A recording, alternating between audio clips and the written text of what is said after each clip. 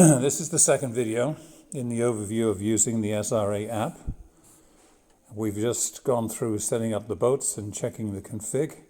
So let's get over to the actual start line and we're going to start the race. If you have SRA running the Olliebox, whether that's through a speaker or through a BLE hornbox, then you just hit start the race and it will then get the Olliebox going. If you're using an external Olliebox, you hit start race at the point in time you would have ordinarily hit the stopwatch. That is when the Division 1 flag goes up. All right?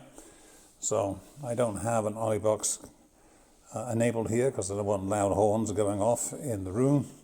So let me just start the race. We'll assume that,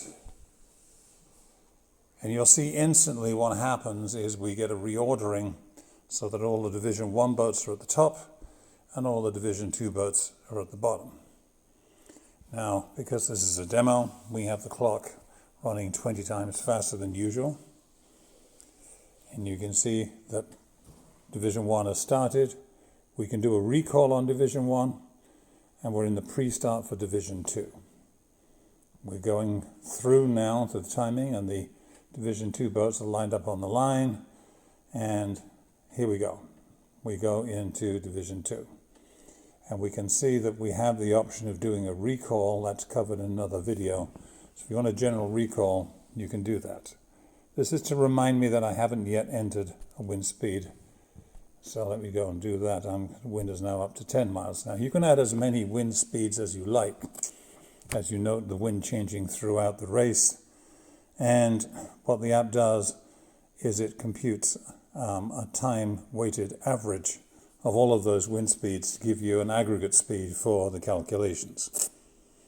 All right, so we're going through the race. Let's show you how we might want to actually retire a few people. Let's assume that Tony Williams here in an ensign had some equipment problems and has to retire. So we hit the red cross, we hit DNF, and you'll see that Tony Williams has gone to the bottom here and he is finished.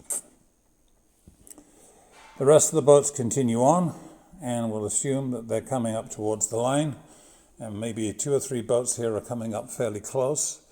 Let's assume that the 653Y flyer is close to the laser. So if we double tap, that boat goes to the top. Double tap the laser, it goes to the top. Now we've got the 2 boats coming up to the line right at the top, so it's easy for me to finish them. And as they come across the line, I can go finish, goes to the bottom, see, and it's in green, and then I can hit finish,